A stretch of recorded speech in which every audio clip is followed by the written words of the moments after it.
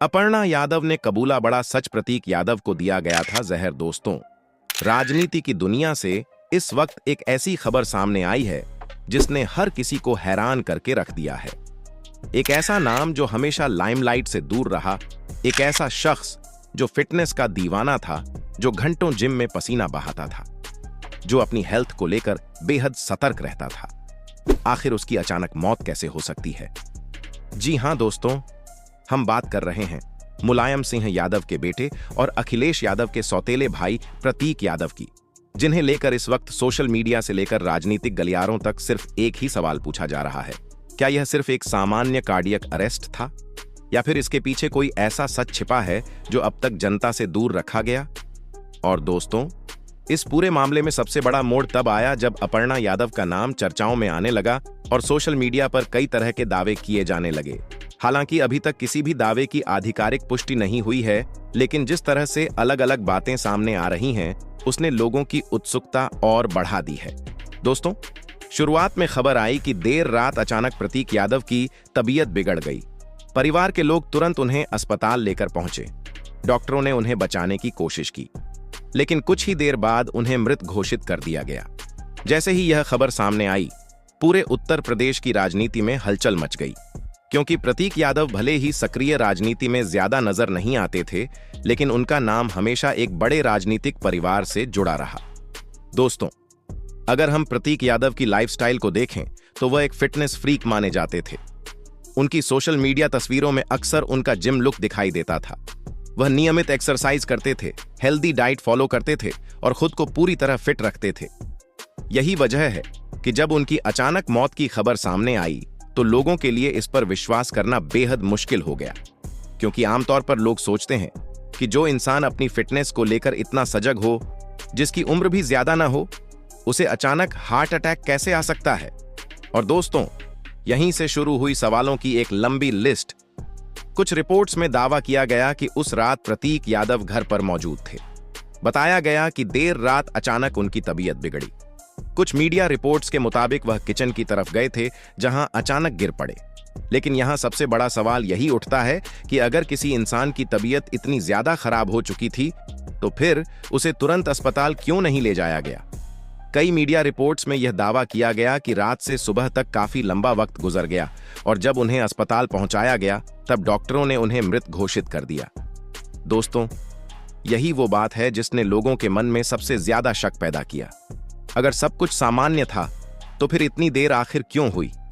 उन घंटों में आखिर क्या हो रहा था और वहां कौन कौन मौजूद था? दोस्तों, इस पूरे मामले में एक और नाम लगातार चर्चा में बना रहा और वो था अपर्णा यादव का, क्योंकि जिस वक्त यह घटना हुई उस समय अपर्णा यादव लखनऊ में मौजूद नहीं थीं।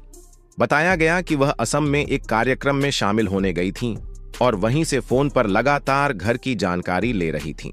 लेकिन सोशल मीडिया पर लोगों ने सवाल उठाने शुरू कर दिए। कुछ लोगों का कहना था कि अगर प्रतीक यादव की तबीयत पहले से खराब थी तो फिर वह बाहर क्यों गई थी? हालांकि यह पूरी तरह निजी मामला है और हर इंसान की अपनी परिस्थितियां होती हैं, लेकिन जब मामला इतने बड़े राजनीतिक परिवार से जुड़ा हो तो सवाल उठना स्वाभाविक हो जाता है। इसी बीच इंटरनेट पर तरह तरह की बातें फैलने लगीं। कुछ लोगों ने दावा किया कि परिवार के अंदर सब कुछ ठीक नहीं चल रहा था, तो कुछ ने कहा कि पिछले कुछ समय से तनाव बना हुआ था। हालांकि इन बातों की कोई आधिकारिक पुष्टि नहीं हुई, लेकिन इन चर्चाओं ने लोगों की दिलचस्पी और भी बढ़ा दी। और दोस्तों, फिर सामने आया पोस्टमार्टम रिपोर्ट का मामला, जिसने इस कहानी को और ज्यादा उलझा दिया। रिपोर्ट में कहा गया कि प्रतीक यादव की मौत ब्लड क्लॉटिंग और पल्मोनरी एम्बोलिज्म जैसी स्थिति की वजह से हो सकती है, यानी शरीर के अंदर खून का थक्का जमने से। लेकिन जैसे ही यह बात सामने आई, वैसे ही सोशल मीडिया पर नए सवाल उठने लगे। लोगों को समझ नहीं आया कि एक फिट और हेल्दी इंसान के शरीर में अचानक इतना बड़ा ब्लड क्लॉट कैसे बन सकता है, और क्या इसके पीछे कोई दूसरी वजह भी हो सकती है? दोस्तों, अब बात करते हैं उस चीज की जिसने इस पूरे मामले को सबसे ज्यादा रहस्यमय बना दिया, और वो थी विसरा रिपोर्ट। पोस्टमार्टम के बाद डॉक्टरों ने शरीर के कुछ सैंपल जांच के लिए भेजे और तभी से लोग लगातार यह जानने की कोशिश कर रहे हैं कि आखिर उस रिपोर्ट में क्या सामने आएगा। सोशल मीडिया पर कुछ लोगों ने दावा किया कि शरीर में जहर जैसे संकेत मिले थे। हालांकि अभी तक किसी भी आधिकारिक रिपोर्ट ने इसकी पुष्टि नहीं की है, लेकिन इंटरनेट पर चल रही चर्चाओं ने लोगों को और ज्यादा सोचने पर मजबूर कर दिया। दोस्तों, आपको समझना होगा कि किसी भी हाई प्रोफाइल केस में जब तक फाइनल फॉरेंसिक रिपोर्ट सामने नहीं आती, तब तक किसी नतीजे पर पहुंचना सही नहीं होता। लेकिन यहां सवाल इसलिए भी उठ रहे हैं क्योंकि हर दिन नई बातें सामने आती जा रही हैं। कोई कहता है शरीर पर चोट के निशान थे, कोई कहता है सब कुछ सामान्य था, कोई परिवार में तनाव की बात करता है तो कोई इसे सिर्फ मेडिकल इमरजेंसी बता रहा है। लेकिन सच्चाई क्या है, यह अब तक पूरी तरह साफ नहीं हो पाई है, और यही वजह है कि लोग इस केस को लेकर लगातार चर्चा कर रहे हैं। दोस्तों, इस पूरे मामले में राजनीति भी कहीं ना कहीं जुड़ गई। जैसे ही खबर फैली, वैसे ही अलग अलग नेताओं के बयान सामने आने लगे। कुछ लोगों ने निष्पक्ष जांच की मांग की तो कुछ ने कहा कि सच सामने आना चाहिए। वहीं कुछ नेताओं ने सवाल उठाए कि आखिर अंतिम संस्कार इतनी जल्दी क्यों किया गया। हालांकि कई लोगों का कहना था कि परिवार दुख में था और वह ज्यादा विवाद नहीं चाहता था, लेकिन जनता के मन में सवाल लगातार बढ़ते चले गए। और दोस्तों, अंतिम संस्कार के दौरान भी कुछ ऐसी बातें देखने को मिलीं जिन्होंने लोगों का ध्यान अपनी तरफ खींच लिया। सोशल मीडिया पर वायरल वीडियो में परिवार के सदस्य मौजूद दिखाई दिए, लेकिन लोगों ने बॉडी लैंग्वेज तक पर चर्चा शुरू कर दी। कोई माहौल को सामान्य नहीं बता रहा था तो कोई परिवार के बीच दूरी की बात कर रहा था। हालांकि इन बातों का कोई ठोस मतलब निकालना सही नहीं है, लेकिन इंटरनेट की दुनिया में हर छोटी चीज चर्चा का विषय बन जाती है, और इस केस में भी बिल्कुल ऐसा ही हुआ। सबसे ज्यादा भावुक करने वाली बात अगर कोई थी तो वो थी प्रतीक यादव की छोटी बेटियां, क्योंकि जब किसी परिवार में ऐसा हादसा होता है तो सबसे ज्यादा असर बच्चों पर पड़ता है। सोशल मीडिया पर जब उनकी तस्वीरें सामने आईं तो लोगों की आंखें नम हो गईं। कई लोग कहने लगे कि राजनीति अपनी जगह है, लेकिन उन बच्चियों का क्या जिन्होंने इतनी छोटी उम्र में अपने पिता को खो दिया। इसी दौरान अखिलेश यादव की कुछ तस्वीरें और वीडियो भी वायरल हुए, जिनमें वह बच्चियों के साथ नजर आए। लोगों ने कहा कि राजनीति में चाहे कितने भी मतभेद क्यों न हो, लेकिन परिवार आखिर परिवार ही होता है। हालांकि इसके बावजूद सोशल मीडिया पर सवाल खत्म नहीं हुए।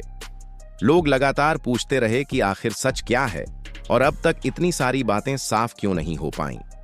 अगर मेडिकल एंगल से देखें तो कई डॉक्टरों का कहना है कि आजकल कम उम्र में भी कार्डियक समस्याएं तेजी से बढ़ रही हैं, और कई बार फिट दिखने वाले लोगों को भी अचानक हार्ट से जुड़ी गंभीर परेशानी हो सकती है। लेकिन दूसरी तरफ कुछ लोग यह तर्क दे रहे हैं कि अगर मामला सिर्फ मेडिकल था तो फिर इतने सवाल क्यों उठे।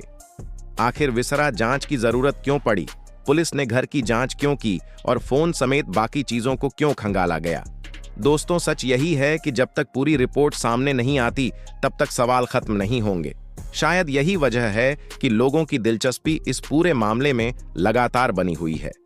हर कोई जानना चाहता है कि आखिर उस रात क्या हुआ था और प्रतीक यादव की आखिरी बातें क्या थीं, क्योंकि जब कोई बड़ा चेहरा अचानक इस तरह दुनिया छोड़ देता है तो उसके पीछे की हर बात चर्चा का विषय बन जाती है। दोस्तों, इस केस में एक और चीज लगातार चर्चा में रही, और वो थी राजनीतिक परिवारों की अंदरूनी जिंदगी। आम जनता हमेशा यही सोचती है कि बड़े नेताओं की जिंदगी बहुत शानदार होती है, उनके पास पैसा, ताकत और हर सुविधा होती है। लेकिन सच्चाई यह है कि बड़े परिवारों के अंदर भी तनाव होते हैं, रिश्तों में दूरियां होती हैं और कई बातें ऐसी होती हैं जो बाहर नहीं आ पाती। यही वजह है कि जैसे ही प्रतीक यादव के निधन की खबर सामने आई, वैसे ही लोगों ने पुराने विवाद, पुराने इंटरव्यू और पुराने वीडियो तक निकालने शुरू कर दिए। कोई अपर्णा यादव और भाजपा कनेक्शन की बात करने लगा तो कोई समाजवादी परिवार की पुरानी कहानियां याद दिलाने लगा। लेकिन दोस्तों, जरूरी बात यह है कि अभी तक किसी भी एजेंसी ने किसी साजिश की पुष्टि नहीं की है, इसलिए किसी भी नतीजे पर पहुंचना गलत होगा। हालांकि सवाल पूछना भी गलत नहीं है, क्योंकि लोकतंत्र में जनता को हर बड़ी घटना पर जवाब मांगने का अधिकार होता है। और आखिर में सबसे बड़ा सवाल यही है कि क्या इस पूरे मामले का सच कभी पूरी तरह सामने आएगा? क्या विसरा रिपोर्ट आने के बाद सारे सवाल खत्म हो जाएंगे या फिर नए सवाल शुरू होंगे? क्योंकि कई बार ऐसा होता है कि रिपोर्ट आने के बाद भी लोगों के मन का शक खत्म नहीं होता। यही वजह है कि आज भी इंटरनेट पर लोग इस मामले पर बहस कर रहे हैं। कोई इसे मेडिकल केस बता रहा है तो कोई इसे रहस्य मान रहा है, लेकिन एक बात तय है कि प्रतीक यादव अब हमारे बीच नहीं हैं और उनके पीछे रह गई हैं ढेर सारी यादें, कई अनसुलझे सवाल और दो छोटी बच्चियां जो शायद बड़े होकर एक दिन जरूर जानना चाहेंगी कि आखिर उनके पिता के साथ उस रात क्या हुआ था। दोस्तों, हम किसी पर आरोप नहीं लगा रहे, हम सिर्फ उन सवालों की बात कर रहे हैं जो इस समय लोगों के मन में घूम रहे हैं। शायद आने वाले समय में जांच एजेंसियां और रिपोर्ट्स इन सवालों के जवाब देंगी। तब तक जरूरी है कि अफवाहों से दूर रहा जाए और सिर्फ आधिकारिक जानकारी पर भरोसा किया जाए। लेकिन अगर सच में कहीं कोई राज छिपा है तो वह एक दिन जरूर सामने आएगा, क्योंकि सच कितना भी दबा दिया जाए आखिरकार बाहर आ ही जाता है। दोस्तों, उम्मीद है आपको वीडियो पसंद आई होगी। अगर वीडियो पसंद आई है तो वीडियो को लाइक करना ना भूलिएगा। अगर ऐसे ही रोचक जानकारी, रोचक न्यूज और इंटरेस्टिंग वीडियो देखना चाहते हैं तो हमारे साथ जुड़े रहें। मिलते हैं एक और न्यू वीडियो के साथ। जब तक अपना ख्याल रखें, अपने परिवार का ख्याल रखें। धन्यवाद।